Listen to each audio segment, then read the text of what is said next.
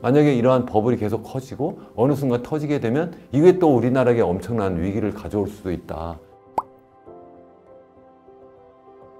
네, 안녕하세요. 이현은 교수의 경제포럼 함께 해주셔서 감사합니다. 이제 제가 이 채널을 시작한 지 한 달 정도 된 것 같습니다. 제가 이 채널 시작하면서 크게 우리 한국 경제가 현재 어떤 상황에 처해 있는지 그래서 우리 어떻게 살아야 되는지에 대한 것을 일련의 시리즈로 지금 말씀드리고 있습니다. 그래서 제일 처음에 한 3번 정도는 우리나라가 현재 내부적으로 어떤 상황에 처하고 있는지 말씀드렸고요. 지난번에는 4번째 시리즈로 미국과 중국 간에 패권 경쟁을 하고 있는 것이 우리나라에게 엄청난 그러한 위기 상황을 만들고 있다 하는 말씀을 드렸어요. 오늘은 이렇게 대외적 환경을 좀 장기적인 측면 말고 우선 당장에 현재 당면하고 있는 상황이 어떤지를 보려고 합니다. 전 세계에 한 200여 나라가 있는데 그 200개 나라를 일일이 다 들여다볼 수는 없고요. 적어도 이 전 세계에서 가장 중요한 나라, 다시 또 보면 미국과 중국이에요. 그래서 미국과 중국이 현재 어떠한 경제적 상황에 있는지를 한번 살펴보려고 합니다. 그래서 우선 첫 번째는 미국 얘기를 하려고 해요. 그래서 제목을 제가 뭐라고 잡았느냐면 버블을 키우는 미국 경제.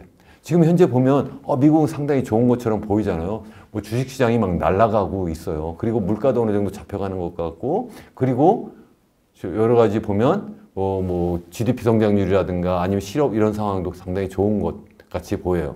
그렇지만 그 좀 더 내부적인 상황을 들여다보면 이게 버블을 계속 키워가는 상황이 아닌가 이런 염려를 할 수가 있거든요. 만약에 이러한 버블이 계속 커지고 어느 순간 터지게 되면 이게 또 우리나라에 엄청난 위기를 가져올 수도 있다 하는 말씀을 제가 드리려고 합니다. 이번 시리즈도 3개로 나누어서 여러분께 말씀을 드리려고 합니다. 여러분 끝까지 시청을 해 주시고요. 그러면서 여러분 의견이 있으시면 꼭 남겨주시면 감사하겠습니다.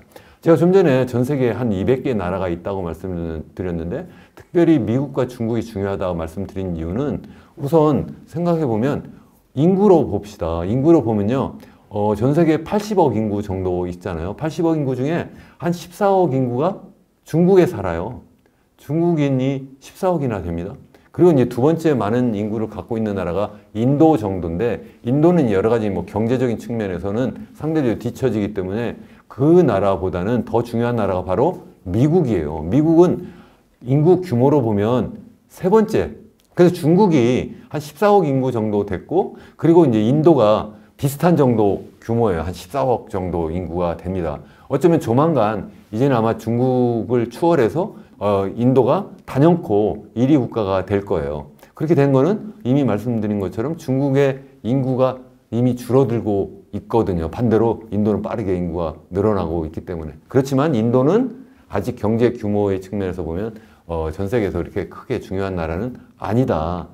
3번째 나라, 인구가 3번째로 많은 나라가 어디냐면 미국이에요. 미국이 무려 3억 4천만 명 정도 됩니다. 그러니까 전 세계에서 GDP 규모도 굉장히 큰 나라라고 들었는데 인구로 보면 3번째나 된다. 그러니까 중국이 인구 규모로 전 세계에서 제일 큰 나라고 그리고 미국이 또 전 세계에서 3번째로 인구 규모가 큰 나라라는 거죠. 우리나라는 거기에 비하면 우리나라 인구가 한 5,100만 명 정도 되잖아요. 그래도 5,100만 명 정도 되면 전 세계에서 29위 정도 됩니다. 그러니까 29번째 정도로 그래도 인구 규모가 굉장히 큰 나라. 그래서 우리나라가 정말 무조건 약소국이라고 하기는 아닌 것 같아요. 제가 볼 때는 그래도 5,100만 명 정도 되면 전 세계에서 그래도 29위 정도 된다. 한 200여 나라 중에 29등이면 그렇게 못하지 않다. 그렇지만 사실 퍼센티지로 보면 1%도 되지 않는 인구예요. 0.6%밖에 되지 않습니다. 그렇기 때문에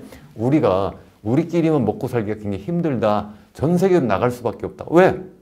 전 세계에서 인구가 0.6%밖에 안 되는데 우리끼리 지지고 먹고 살면 우리가 잘 살 수 없다. 그래서 전 세계로 나갈 수밖에 없다 하는 그런 숙명적인 상황이다 하는 말씀을 제가 반복해서 드립니다. 이제 경제를 들여다보면 경제 규모를 나타내는 것이 바로 국내 총생산, GDP잖아요. GDP가 2022년 기준으로 보면요. 전 세계 한 100조 달러 정도 됩니다. 100조 달러. 여기 이제 표에서 보시는 것처럼 100조 달러 중에 미국이 단연코 1위예요. 그럼 2022년에 미국의 GDP가 얼마냐면 25조 한 5천억 정도 됐거든요. 25조 5천억 달러 정도 됐어요.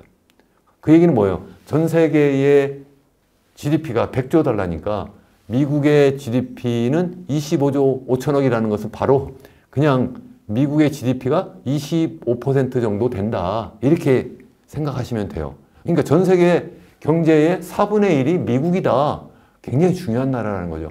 두 번째 중국이에요. 중국이 22년에 18조 정도 됩니다. 18조 달러. 그러니까 그게 무슨 얘기예요? 다시 또 전 세계의 GDP가 100조 달러 정도였으니까 전 세계의 GDP의 한 18%가 중국이다. 그만큼 중요한 나라라는 거예요. 그리고 우리나라는 어떠냐? 우리나라는 1.7조 달러 정도 됐습니다. 2022년에. 굉장히 큰 거죠. 그래도 1.7조 달러라는 거는 100조 달러의 전 세계 경제 규모 중에 1.6% 정도 차지한다. 좀 전에 뭐라고 말씀드렸습니까? 인구는 0.6%밖에 되지 않았잖아요. 그래도 경제 규모는 1.6%, 1.7% 정도 되니까 우리나라가 굉장히 인구 규모에 비해서는 경제 규모가 굉장히 크다. 그렇지만 전 세계 경제에서 차지하는 비중은 1.7%밖에 그래도 되지 않는다. 그렇기 때문에 우리는 전 세계로 나갈 수밖에 없고 특히 미국과 중국의 영향을 많이 받을 수밖에 없는 그런 숙명적인 상황이다. 그래서 제가 지난번에 이 두 강대국이 패권 경쟁을 벌이고 있다. 이게 우리나라에게 엄청난 위기적 상황을 불러볼 수밖에 없다. 이런 말씀을 드렸고요. 이제는 좀 더 단기적으로 우리가 현재 어떤 상황에서 미국과 중국이 처해 있는지를 보려고 합니다. 그 이유가 바로 뭐냐면 우리나라가 좀 전에 말했던 것처럼 전 세계로 나갈 수밖에 없고 전 세계로 나가려고 보니까 미국과 중국이 그렇게 중요해요. 실제 그런 지표가 있어요. 그게 바로 뭐냐면 수출이죠. 수출. 우리가 쉽게 잘 이해하는 거. 우리나라가 전 세계로 수출을 제일 많이 하는 나라 중에 하나인데 수출을 하는데 보면 지금 여기에 지난번에도 한번 보여드린 그램이에요. 그 차트를 이 차트를 한번 보시면 우리가 2020년부터 지난해까지 2023년까지요. 중국으로 수출하는 것이 2020년에 한 26% 정도 됐어요. 전 세계로 수출하는 것 중에 한 4분의 1 정도가 중국을 했는데 이게 비중이 최근에 계속 줄어들어서 지난해에는 한 20% 정도 됐어요. 20%. 근데 20%는 굉장히 중요한 거잖아요. 그리고 또 미국으로 수출하는 거는 2020년에 한 14.5% 정도 했는데 이게 지난해는 18% 정도, 18% 계속 올라가고 있어요. 이게 미중 간의 패권 경쟁하면서 이제는 아마 역전될 거라고 저는 생각을 해요. 올해 정도면 아마 미국이 우리나라의 제1의 수출 대상국이 되고 중국이 2위로 떨어질 거다. 어쨌든 1위가 어느 나라든 2위가 어떤 나라든 간에 이 두 나라가 굉장히 중요하다는 말씀을 제가 다시 한번 반복해서 드리고요. 그렇기 때문에 이 두 나라가 어떻게 움직이느냐 너무 중요해요. 미국이나 중국에서 어떤 상황이 벌어지면 우리나라에게 영향을 준다. 그게 이제 경제 규모가 크니까 그런데 구체적으로 보면 이 두 나라하고 무역을 많이 해서 그렇잖아요. 좀 전에 무역을 많이 한다고 말씀드렸잖아요. 또 한 가지는 뭐예요? 투자를 많이 해서 그래요. 근데 무역도 그런 구체적으로 이 논문에서 보면 뭘 말씀드리냐면 이 속에서 그러면 어떤 나라하고 더 구체적으로 이렇게 경기 동조화가 많이 일어나느냐. 그러니까 그 나라가 호황이 되면 우리나라도 호황을 같이 하고 불황이 되면 같이 불황이 될 수밖에 없는 그런 나라들이 어떤 나라냐 보면 무역을 많이 하는데 동시에 주로 중간재 무역을 많이 하는 나라. 그게 바로 중국 같은 나라거든요. 우리가 중간재 수출을 많이 하죠. 대표적인 게 반도체잖아요. 그런 걸 많이 수출한 나라는 중국이 만약에 휘청 주저앉으면 우리나라도 같이 주저앉을 수밖에 없는 그러한 상황으로 갈 수밖에 없다는 거고요. 또 이 투자가 또 굉장히 중요한데 투자도 그래서 비즈니스 사이클 동조화에 굉장히 긴밀한 영향을 주는데 우리 연구에서 확인한 바로는 주로 단기 투자 관련된 것. 단기 투자가 뭐예요? 주로 우리 주식 투자 같은 거 있잖아요. 이 단기 투자거든요. 대체로 뭐 그거보다는 뭐 FDI 해가지고 우리 보통 해외 직접 투자 이런 건 장기 투자인데 단기로 투자하는 것, 또 단기로 돈을 빌려주고 받는 것, 뭐 이런 것들이 더 경기 동조화에 굉장히 긴밀한 영향을 주더라. 이게 또 어느 나라예요? 미국이에요. 우리가 미국으로 주식 투자도 많이 하고 또 미국이 우리나라에 주식 투자도 많이 하잖아요. 그래서 다시 말씀드리지만 미국과 중국이 우리나라의 어떤 경제에 굉장히 심각한 심대한 그런 영향을 미친다. 그렇기 때문에 우리가 들여다보는 거지. 제가 이런 얘기를 이 방송뿐만 아니라 다른 방송에서 얘기하면 우리나라도 지금 살기 바쁜데 우리나라 경제 얘기만 하지 왜 미국 얘기하느냐, 왜 중국 얘기하느냐, 뭐 이런 얘기 하시거든요. 그렇지만 굉장히 중요하다. 그런 말씀을 제가 드리는 거고요. 그래서 제가 여기서 말씀드리려고 하는 것은 미국이 현재 어떤 상황이냐 하는 말씀을 드리려고 하는 겁니다. 그래서 일부에서는 버블을 키우는 미국 경제에서 지금 많이 얘기하잖아요. 골디락스다, 골디락스다. 정말 골디락스인가? 미국이 정말 현재 상황이 좋은가? 한번 보려고 합니다. 이 한번 그림 보세요. 이게 바로 뭐냐면 미국의 기준금리가 변하는 추이예요. 이건 뭐 여러분들 많이 보셨을 텐데 조금만 경제에 관심 있으시면 이게 2020년 갑자기 소위 얘기하는 코로나 팬데믹이 왔잖아요. 그러면서 이 경제 봉쇄를 했잖아요. 그러니까 전부 다 집에 갇혀 있어야 되고 그러니까 집에서 일할 수밖에 없고 집에서 쇼핑할 수밖에 없는 상황이 되었는데 아무래도 제약이 되다 보니까 경제가 엄청난 충격을 받게 되고 그것을 살리기 위해서 미국의 경우에 우리나라도 마찬가지지만 기준금리를 급격하게 낮췄어요. 기준금리를 누가 낮추나요? 중앙은행이 낮추죠. 중앙은행이 누구예요? 미국 같은 경우에는 연방준비제도라고 보통 얘기하는 우리가 연준이라고 보통 얘기해요. 그 연준이 기준금리를 무려 0.25% 거기는 0%에서 0.25 이렇게 한 0.25% 정도 이렇게 밴드를 가지고 이제 운영을 하는데 우리 같은 경우는 그냥 특정 금리를 목표 금리로 하지만 여기는 어쨌든 상단과 하단이 있는데 상단 기준으로 하면 0.25%까지 이걸 낮췄어요. 이게 무려 한 2.5% 수준까지 직전까지 있다가 이게 그렇게 급격히 낮춘 거예요. 그렇게 낮췄는데 이게 코로나 상황이 거의 끝나고 그러면 사람들이 움직이기 시작하면서 그 사이에 또 돈은 또 많이 풀어놓은 상태에서 이게 어떻게 됐느냐면 인플레이션이 왔잖아요. 인플레이션이 오니까 이제는 기준금리를 0.5% 수준이었던 것을 계속 급격히 올려서 2023년 7월까지 가면 5.5%까지 올렸어요. 이거는 역사적으로 봤을 때도 정말 단기간에 가장 빠르게 올린 그러한 기록을 갖고 있는 상황이에요. 그렇게 되니까 사람들이 이거 큰일 났다. 이제는 그래서 경제가 급격하게 위축이 되고 그래서 주식 가격도 급락할 것이다. 이렇게 생각했는데 그게 아니에요. 보니까. 그게 아니고 어떤 상황이 되어버렸느냐 하면 미국의 소비자 물가 우선 한번 볼까요? 미국의 소비자 물가 지수를 보시면 여기 보시면 CPI라고 보통 얘기하잖아요. 이게 2022년 그때쯤 제가 아까 막 그 물가가 막 올랐다고 했잖아요. 인플레이션 상황이 되니까 여기 지금 빨간 선으로 표시된 것이 바로 뭐냐면 기준금리를 막 올리기 시작했던 2022년 3월이에요. 그때 막 올리기 시작했는데 그 뒤에 보니까 약간 더 올라갔다가 그 뒤에 계속 떨어지고 있는 상황이죠. 그래서 여기 보시면 CPI 노란색으로 된 것을 보시면 이게 뭐 9% 상단까지 막 찍었다가 최근에 오면 한 3% 남짓, 3.1%까지 떨어졌어요. 근데 여기에 한 2023년 후반기부터 거의 그 상태에서 계속 유지하고 있어요, 사실은. 목표 인플레이션 수준이 2%거든요. 거기까지 가지 못하고 계속 3% 상단에서 계속 머물러 있는 상태예요. 아직도 갈 길이 좀 남았다 하는 말씀을 제가 드리려고 하는 거고요. 근원 CPI라고 하는 게 있어요. 이 근원 CPI는 뭐냐면 소위 식품 및 에너지 부분을 뺀 물가 수준을 얘기하는데 그것은 아직도 3.9% 수준이에요. 상당히 많이 남아있다. 그리고 또 요즘에 근원 서비스 CPI가 또 굉장히 중요해졌어요. 좀 이따 말씀드리겠습니다만 그걸 기준으로 하면 5.4%까지 떨어졌어요. 아직도 많이 갈 길이 남았다 하는 말씀이고요. 미국 같은 경우에는 CPI, 소비자 물가 지수 말고 또 뭘 많이 보는가 하면 PCE 인플레이션을 많이 봐요. 이게 뭐냐면 Personal Consumption Expenditure Inflation이라고 하는데 개인 소비 지출 인플레이션이에요. 뭐 여기에서 그거 정의를 일일이 설명은 드리지 못하겠습니다만 좀 다른 방식으로 좀 더 연준이 관심을 가지고 들여다보는 그런 물가 지표인데요.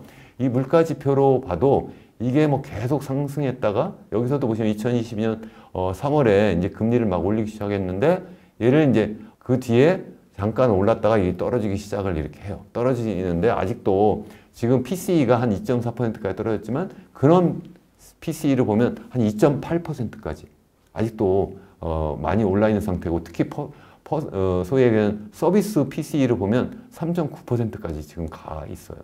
그러니까 아직도 지금 갈 길이 멀다. 좀 더 그런 상황이라는 말씀이고 그런 상황인데 임금 상승률을 보면 이게 아직도 지금 무려 마지막이 2024년 1월인데요. 제가 2024년 1월 상황을 보시면 이게 4.5%까지 아직도 상당히 높아요. 그게 무슨 얘기예요? 아까 제가 서비스 물가 상승률이 굉장히 높다고 말씀드렸잖아요. 그게 바로 뭐냐면 임금 상승률이 상당히 높기 때문에 주로 서비스 부분은 대부분 사람들이 일하는 거잖아요, 직접. 그래서 기계가 일하는 것보다는 직접 사람이 일하는 거라서 사람들이 일하는 임금 상승률이 상당히 높기 때문에 지금 아직도 물가가 잘 안 잡혔다 하는 말씀을 제가 드리려고 하는 거고요. 그 이유는 바로 뭐냐면 실업률이 또 계속 낮은 상태예요. 이 그림에서 보시면 2022년 3월에 물가 기준금리를 높이기 시작했는데 그 뒤에도 계속 실업률이 낮은 상태. 지금 그래서 가장 최근 2024년 1월 기준으로 봐도 3.7% 수준이에요. 실업률이. 3.7% 정도 수준이면 낮은 거라고 볼 수가 있어요. 우리나라 같은 경우는 한 2.5% 정도 돼야지 완전 고용이라고 하는데 미국 같은 경우는 이 정도면 굉장히 완전 고용 수준이에요. 우리나라랑 사실 실업률 계산하는 방식도 좀 다른데 나중에 말씀드리겠습니다만 그래서 상당히 완전 고용 상태를 계속 유지하고 있어요. 그리고 또 우리가 GDP 성장률도 봐도 이게 지금 분기 자료인데 지난해 2023년 4분기에도 굉장히 높았을 뿐만 아니라 지난 1분기, 그러니까 2024년 1분기에도 무려 3.7% 성장했어요. 지난해 연간 기준으로 봐도 무려 2.5% 성장했어요. 2.5%면 미국 같은 경우는 완전 고용 상태라고 볼 수 있는 거예요. 완전 고용 경제 성장률이에요. 우리나라는 지난해 1.4% 성장했다고 하잖아요. 우리나라보다 훨씬 더 소득 수준도 높고 경제 규모도 훨씬 큰 나라가 무려 2.5% 성장한 거예요. 2022년에는 1.9% 성장했는데 그동안 금리를 계속 높였음에도 불구하고 도리어 경제 성장률도 더 높아졌다. 그러니까 골디락스가 아니냐. 실제 보면 우리 나스닥 기준으로 주가 지수도 보면 이게 기준금리 막 높이기 시작했다가 그래서 사람들이 놀라가지고 이게 주가가 좀 떨어졌다가 다시 빠르게 상승해가지고 이 금리를 올리기 전 상황에 비해서 지금 크게 많이 떨어졌다가 다시 더 회복돼가지고 거의 그 수준까지 가버렸어요.